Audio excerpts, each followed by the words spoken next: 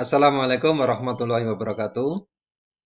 Selamat berjumpa kembali di tahun pelajaran baru tahun 2020-2021. Saya ucapkan selamat pada anak-anakku semuanya yang telah semuanya alhamdulillah naik ke kelas 8 dari kelas 7 di SMP ITA Salam Sanden.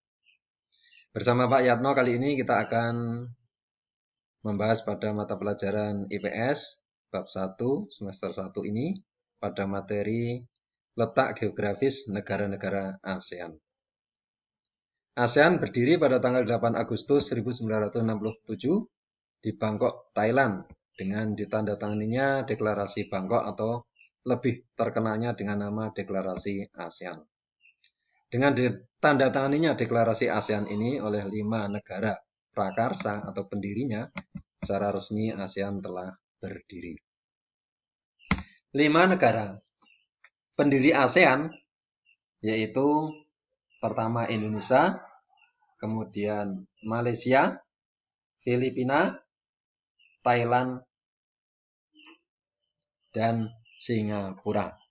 Itulah 5 pendiri atau prakarsa berdirinya ASEAN. ASEAN ini menggantikan ASA yang dulunya pernah dibentuk oleh Filipina, Thailand, dan Malaysia. Anggota baru ASEAN setelah berkembangnya waktu telah bergabung negara-negara di kawasan ASEAN ini. Yang pertama yaitu Brunei, bergabung pada ASEAN di tahun 1984. Kemudian disusul oleh Vietnam, juga bergabung kepada ASEAN pada tahun 1995. Berikutnya adalah negara Laos dan Myanmar, juga bergabung pada ASEAN tahun 1997. Dan yang terakhir bergabung kepada ASEAN di tahun 1999, yaitu Kamboja.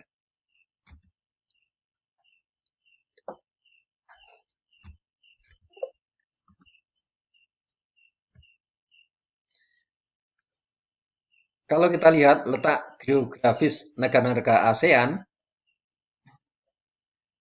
bersama kita ketahui letak geografis adalah letak suatu wilayah berdasarkan pada posisi sebenarnya di permukaan bumi atau ditinjau dari kawasan sekitarnya.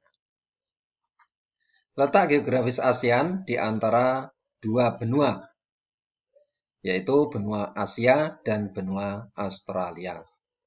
Itulah letak geografis ASEAN, yaitu di antara 2 benua. Di barat benua Asia, di timur benua Australia. Juga terletak di antara 2 samudra, yaitu Samudra Hindia dan Samudra Pasifik. Asia Tenggara terletak di antara 3 perairan, yaitu Samudra Hindia dan Teluk Benggala di bagian barat, Laut Cina Selatan di utara, dan Samudra Pasifik di sebelah timurnya.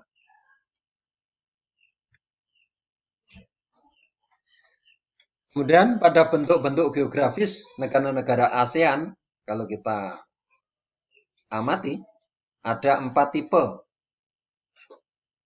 Yang pertama tipe kompak, yakni berbentuk hampir seperti lingkaran wilayah negara ASEAN itu.